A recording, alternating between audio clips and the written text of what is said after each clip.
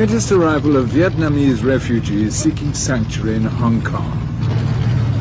Nearly 120,000 others have preceded them since 1975.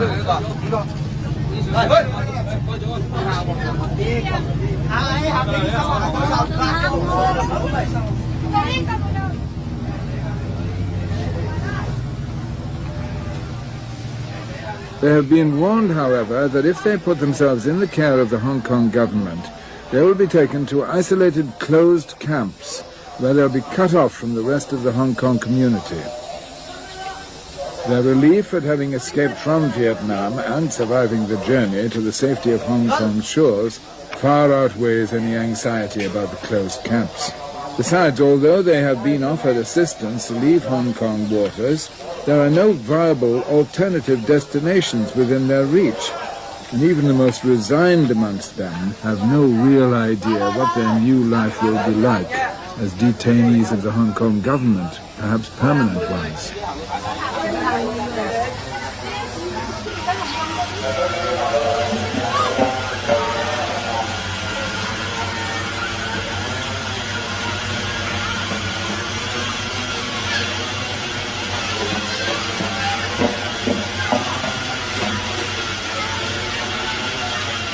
Previously, from 1979 up to 1982, I think uniquely perhaps in this region, refugees who came here were landed in the heart of Hong Kong, were permitted to live in open centres, were permitted to go out and earn money, to take up open employment, live basically very unrestricted lives in the heart of a very large city.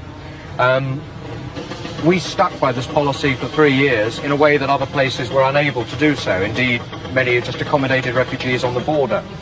So, in 1982, we decided that this policy was sufficiently out of the general stream, if you like, in terms of refugee treatment, to be beginning to draw refugees here as an aim in itself, as a positive destination. So closed camps are essentially a withdrawal of the previous very liberal treatment, in as much as refugees are accommodated in camps but are not allowed to leave the camps and find outside employment. They live their daily lives in the camps. This is the largest of the closed camps, Chi Ma Wan Refugee Detention Center on Lantau Island.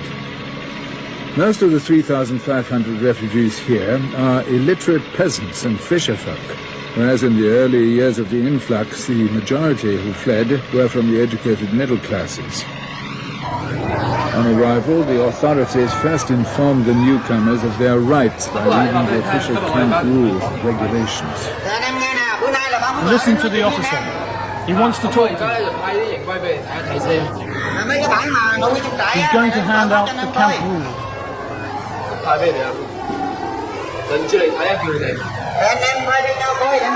Take turns and read them carefully.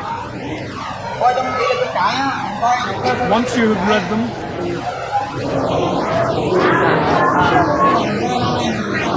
you must learn the rules.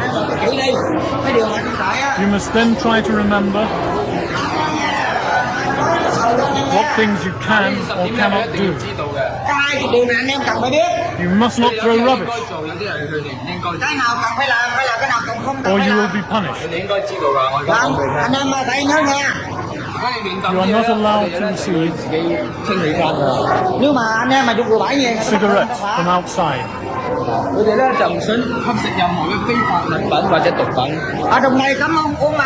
Opium is forbidden.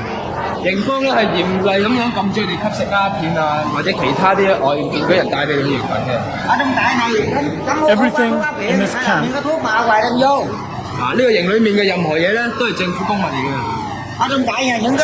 is government property.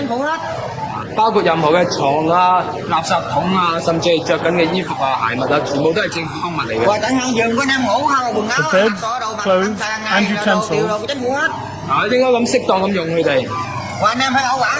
all belong to the government.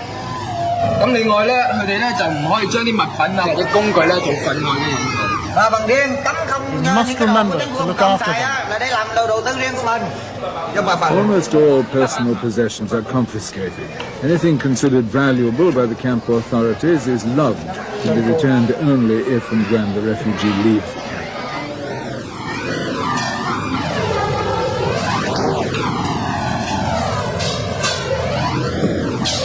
Absence of possessions argues the government removes any problems of stealing, property disputes or other sources of violence among the inmates.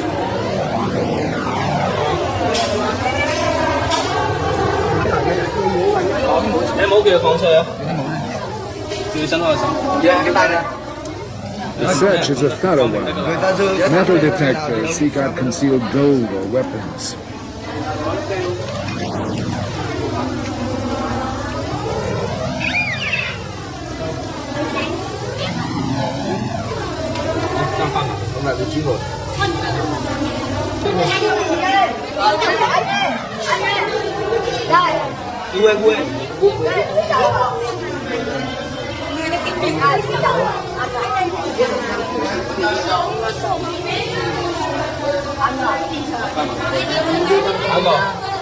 All clothes and possessions other than the few valuables will be destroyed. To the camp guards, they're worthless, but the refugees have saved them and carried them from their old life to the new, and they are their most treasured belongings. Not even their ancestral incense burners can be kept. Only photographs, without frames, are examined.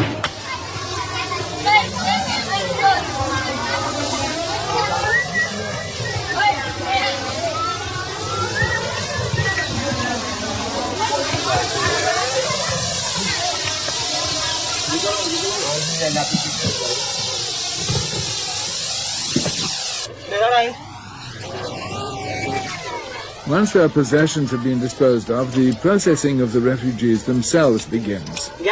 Everyone gets a haircut, regardless of the length and condition of their hair.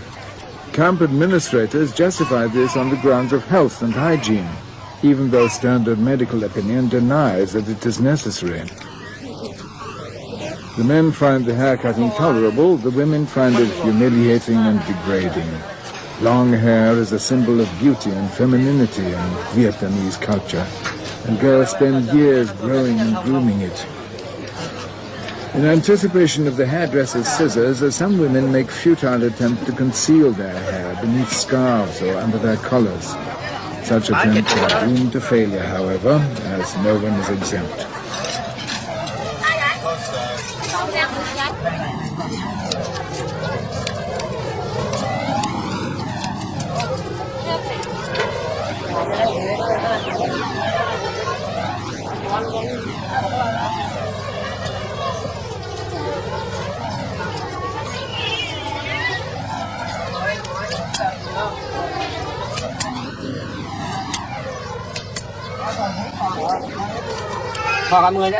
Was your hair trimmed before?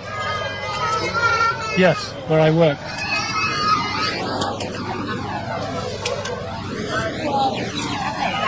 But I liked it long. This is not like a prisoner haircut. It's a haircut to a level that is a reasonable guarantee that your hair will remain hygienic whether or not you choose to wash it. If you have, as we have in Chimawan, 3,500 people living together in the space of a few hectares, it is for the sake of all that obviously certain minimal hygienic precautions are taken. What has been described, not by us, but by others, as the regimented nature of closed camps derives from the logical necessity of a decision to keep a large number of people in a restricted area. It's beyond my expectation. It's beyond my imagination, really, you know, that we have to flee a communist country to be detained later in a, what you call a concentration or closed camp or otherwise, you know. Can you see any reason for it?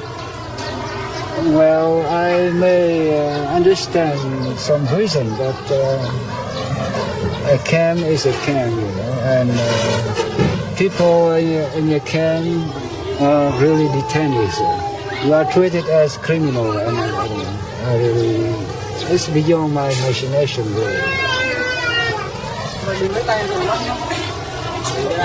With the haircuts over, it is time for delousing. The chemical malathion is a strong one, painful when it gets as it invariably does in the children's eyes, which must then be repeatedly rinsed with water to relieve the burning. The chemical remains on the hair for 24 hours.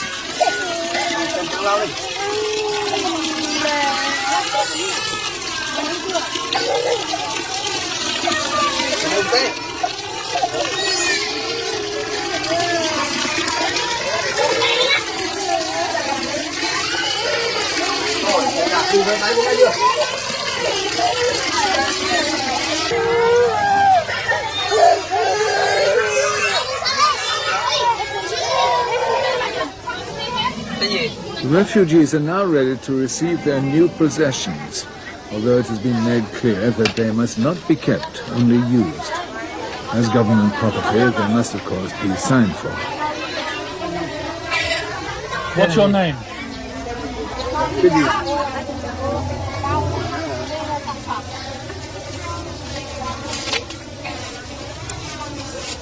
Can you write? Sign here.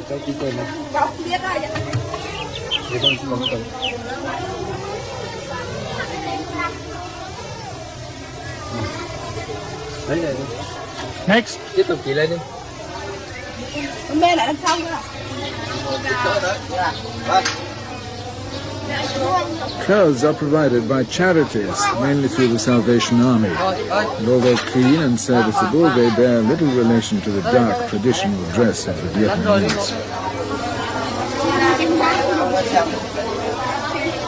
Older people are particularly ill at ease with the garish styles and colours.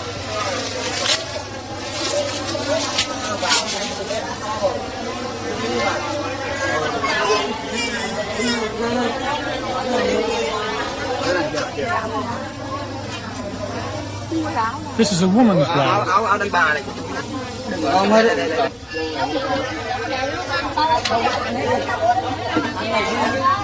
Năm người một ghế, 11 hours after they last had food and water, they are offered a meal.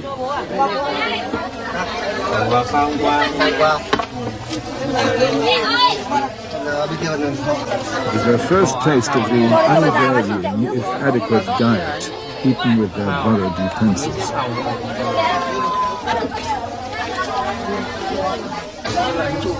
Đây là gì mà đây này? Đấy trông đẹp không? Nhìn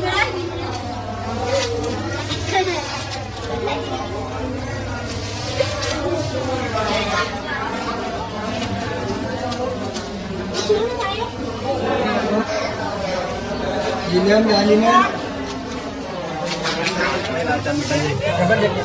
Identity papers are drawn up, and the new arrivals are incorporated into the paperwork of the camp's administration. The newly registered families can now be given bunk space in which to spend the next 6 days while they are still in quarantine.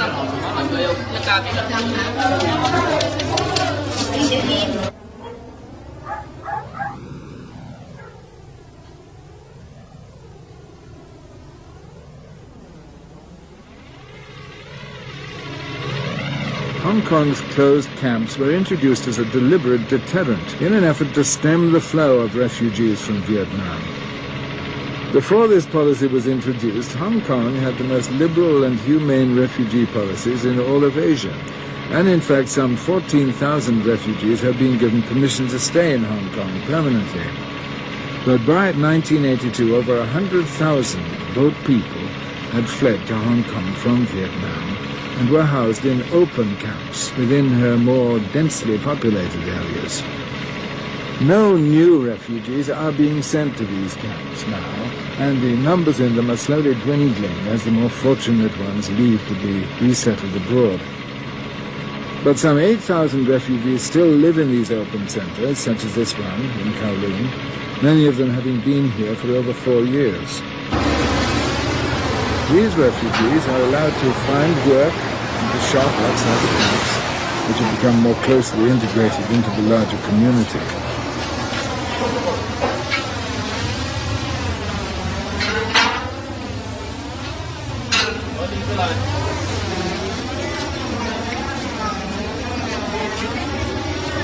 Small businesses and other enterprises have grown up, and each family shops, cooks and cares for itself. Everyone has their own possessions, freedom of personal appearance, and the right to a reasonably independent life. Life here is anything but easy, although help from charities organized by the United Nations High Commissioner for Refugees makes it more bearable.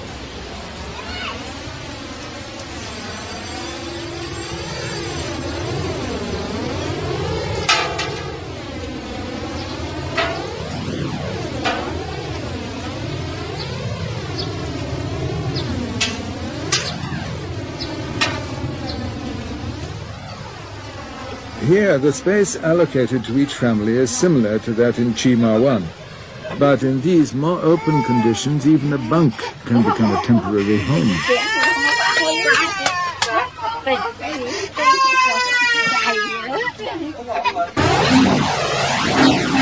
In the past, the combination of freedom and private enterprise which exists within the open camps has led to some outbreaks of violence.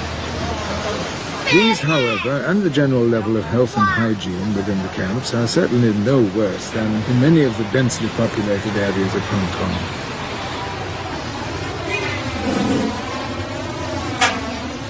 A more important fear is that tensions will mount between the Vietnamese refugees and their Chinese host population, especially when competing for jobs.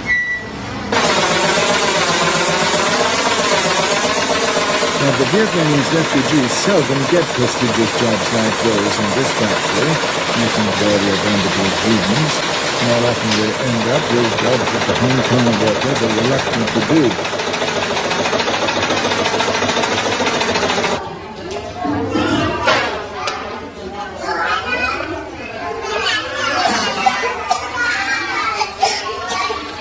The accessibility of the open camps also improves the chances of charitable assistance and makes the possibility of resettlement in the West seem less of a dream.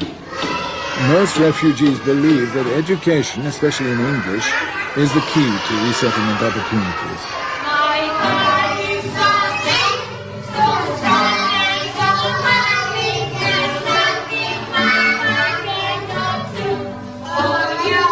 Accordingly, they send their children to English-speaking classes, some of which are run by missionary groups. The unpalatable truth is that even from the open camps, the chances of resettlement for most of them are poor. The majority of the refugees are uneducated and unskilled.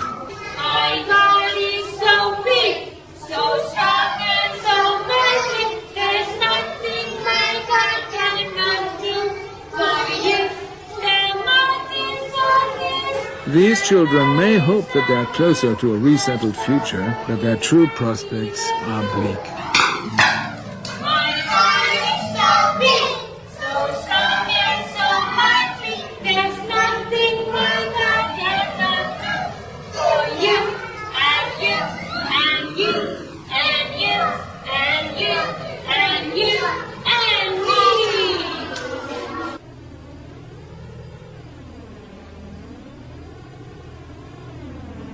The Vietnamese refugees are not the only people causing a problem for Hong Kong. For years now, Hong Kong has been the target for people trying to leave mainland China. And fear of being inundated by their Chinese neighbors has led to a rigid policy to prevent all illegal immigrants from entering Hong Kong territory. The land border is marked by an electrified fence. At sea, the Marine Police patrol the coastline day and night. We're now going on a more or less westerly course towards China, and then we should be going northerly up into Deep Bay. We are nearly in Deep Bay now. You can see another of my patrol launches over there, just off the starboard bow. The hills in the distance there are China, of course. After that, then we should go as far up this bay as we can, which isn't very far because the waters are quite shallow. And then after that, we shall go on to smaller inflatable craft and patrol up in this area all night during the hours of darkness. The Chinese refugees from China, sometimes they swim, particularly in this area up here, Deep Bay. Sometimes by small sampan, by rowing or sometimes motorized, and sometimes by larger vessels. We apprehend them and then they are repatriated to China. The task of the Marine Police is today made easier by the close cooperation of the Chinese authorities. All boats in the area may be stopped and searched by the Marine Police for illegal immigrants, and this is in fact an everyday occurrence. Night patrols are particularly vigilant. This is a police inspection.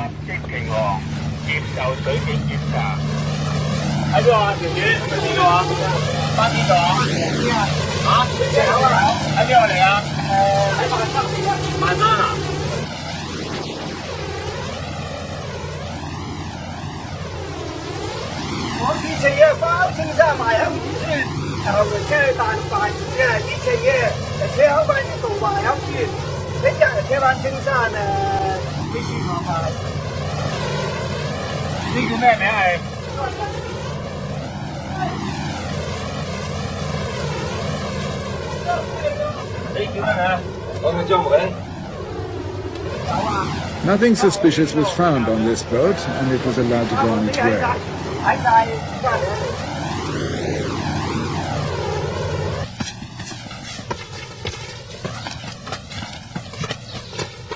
About 20 illegal immigrants are captured each day, whether by sea or land. They are all sent to a detention center overnight and repatriated to China the next day.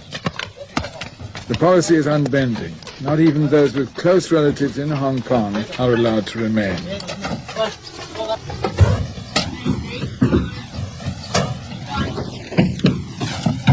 These people were caught during the last 24 hours.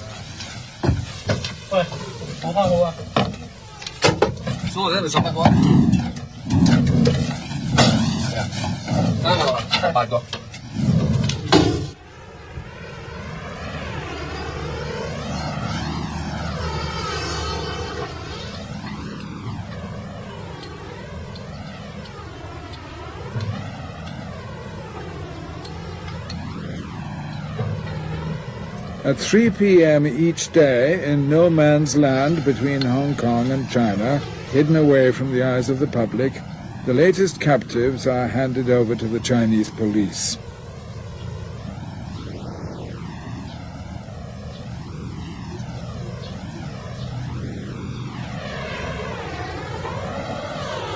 Back in China, some of them may be released quite quickly and may try their luck again. Resentments had developed in Hong Kong when the government seemed to be lax towards the Vietnamese but rigid towards the mainland Chinese. The new closed camp deterrent policy was aimed at reducing such resentments.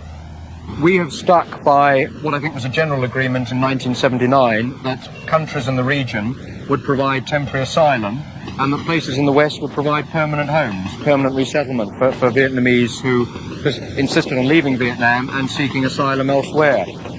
We haven't changed from that position. Unfortunately, during 1982, Western countries individually and as a process of continual trend have changed. During 1982, we had a review of our problems and of the fact that projecting the continual arrival rate year by year and the continually declining rate of departure, Hong Kong's refugee population on present trends was going to start to increase. Now, with no obvious end to the problem in sight, it is very difficult to explain in ordinary political terms how one is going to accept, as a crowded community, accepting ever greater numbers of refugees. So looking around our neighbours in the region and seeing the policies they'd adopted of, I think the fashionable phrase is humane deterrence, we adopted a policy that we felt remained humane in giving refugees asylum and in looking after their material needs, but made clear to them that, I'm afraid rather uncharitably, they were not welcome in Hong Kong as guests, that they would be given asylum for as long as they remained here, but that they could not be integrated into Hong Kong because of our other immigration problems, and that they were here awaiting resettlement elsewhere. That essentially was the reason for introducing closed camps when we did.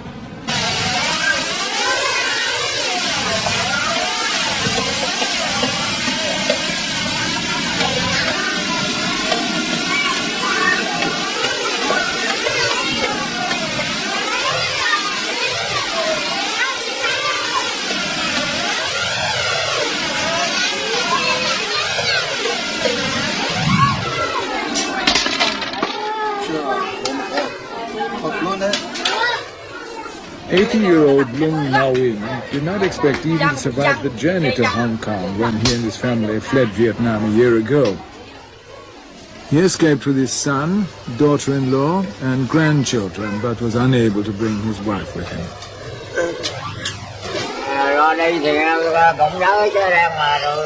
I remember it well. We had only one chance to live, 90 to die. But we made it, and we are still alive. Only when we were at sea did I learn we had escaped from Vietnam. I'm old. I would like a place where I can be free for a few days. Then I'd be satisfied to die. Duc Bai's wife is equally despondent. There's no food to cook, or clothes to sew, or home to care for. Apart from a little washing, she no longer has a proper role within the family, and little to distract her from thoughts of their uncertain future.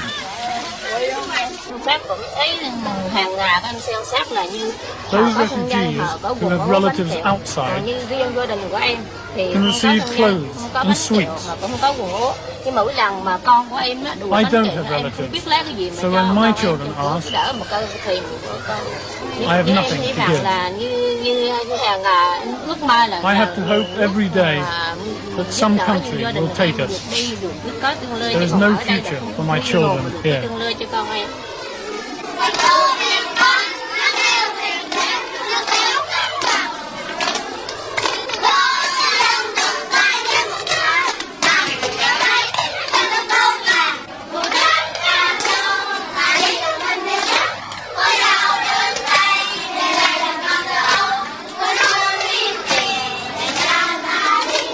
Some of the empty hours are filled with lessons. Teaching is provided by the refugees themselves, sometimes assisted by the Salvation Army, and classes for infants, children and adults are held simultaneously in the camp's largest hut. The lessons vary, but the most popular subject is English language. Like the inmates of the open camps, these refugees cling to the hope of resettlement in the United States, Australia, Canada or England, and believe that speaking English will increase their chances. But despite Duc Bai's efforts, his chances remain slim. He and many others have been in Chi Ma Wan for over a year without ever seeing an immigration officer from any country. The majority of those who have seen one have been rejected. None have any option but to sit and wait. Boredom hangs heavily over the camp. Once the lessons are over, there is little to pass the time, other than to sit watching the sea for new arrivals.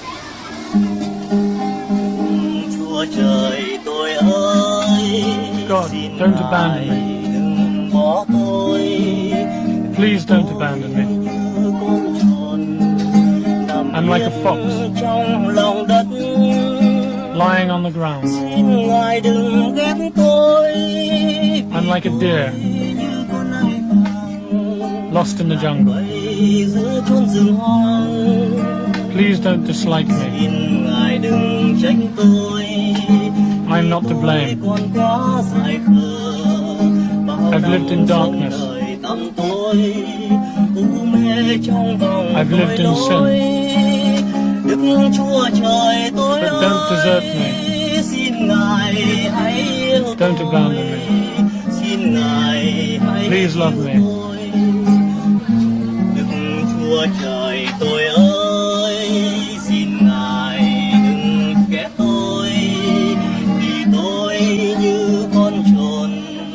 Nằm yên trong lòng đất.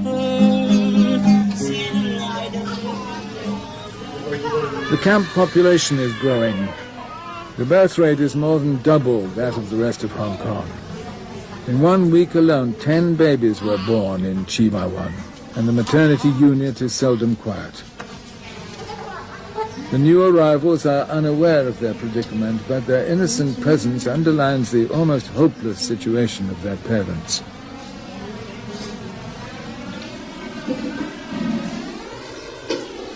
This middle-class family is one of the few likely to stand any chance of being accepted by Australian immigration officer David Hutchings. Why has he applied to go to Australia? Why does he want to resettle in Australia? Tại sao anh muốn xin đi Úc ở và muốn định cư tại Úc? Vì tôi là không có thân nhân được Liên Hiệp Quốc cho làm hồ sơ và tôi xin đi Úc vì Úc là một cái nơi mà một cái đất nước tự do và khí hậu thuận lợi giống Việt Nam. Vì vậy nên thì gia đình tôi muốn định cư ở Úc và ở một cái nước mà có tự do và nhân quyền. It is because I have no relatives elsewhere, Yes. and the UNHCR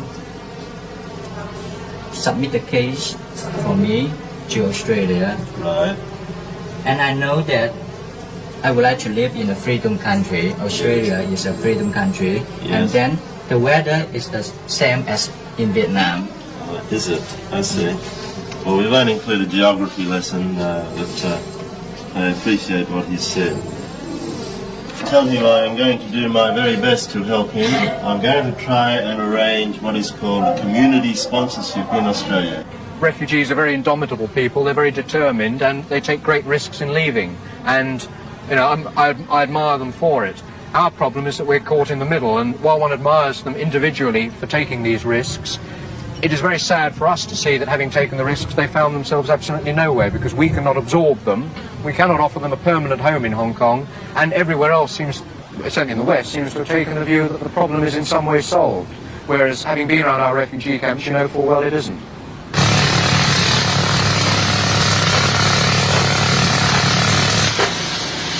So certain is the government that the problem remains unsolved, that new camps are being prepared for several thousand more unwelcome arrivals.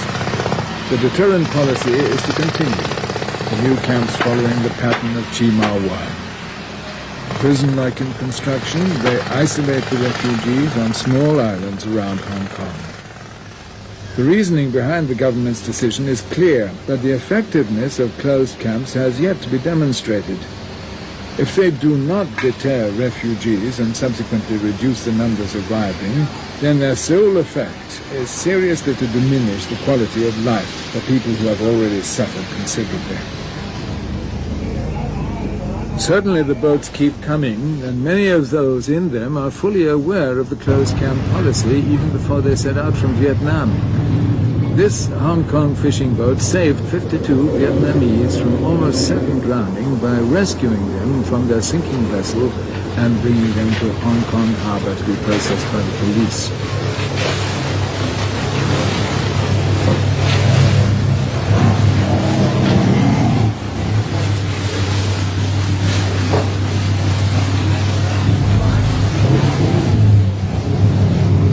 These refugees knew before leaving Vietnam that they were destined for a closed camp.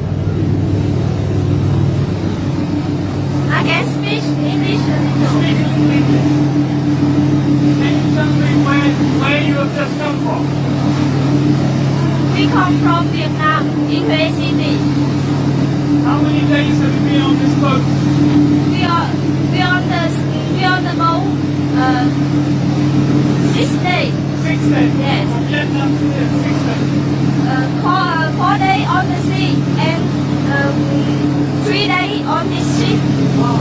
What ship is this?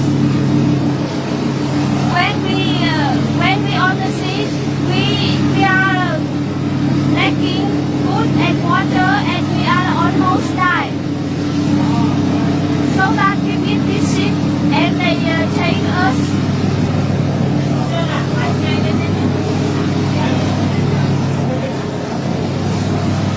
How many of you? We are 52 persons. 52 persons. When you come to Hong Kong,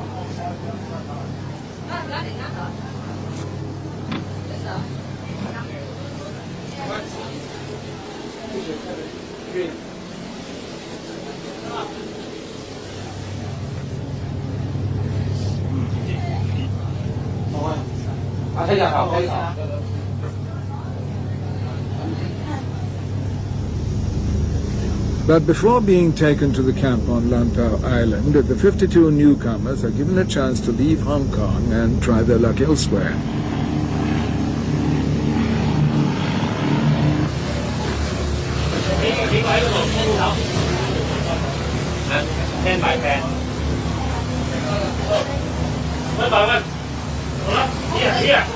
On a quarantine barge in Hong Kong harbour, with the city gleaming in the distance, they are told of the future awaiting them.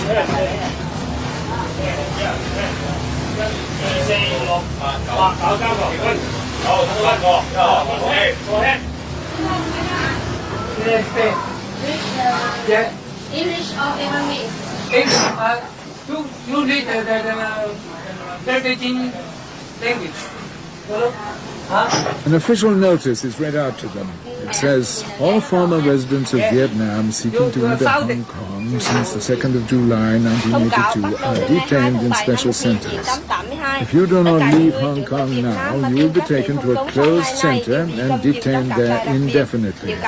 You will not be permitted to leave detention during the time you remain in Hong Kong. It is extremely unlikely that any opportunity for resettlement will be forthcoming. You are free to leave Hong Kong now, and if you choose to continue your journey, you will be given assistance to do so. Still in a state of shock and exhaustion, and with no alternative destination or transport, the refugees are then requested to state whether they will stay or go.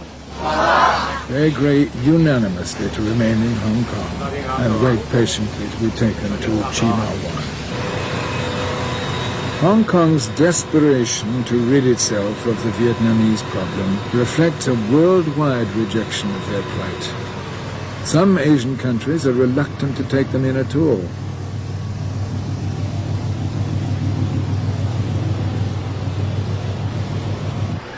Since the Vietnamese refugees dropped from the world headlines, Western countries have cut back drastically on the numbers they will accept, or are accepting none at all.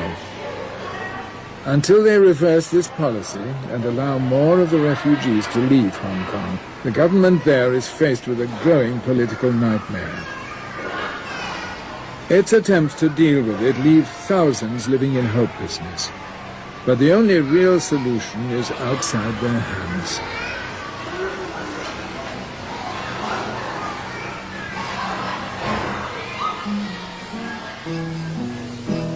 The best hope for these refugee children's future lies not in the camp on Lantau Island, but with the rest of the world.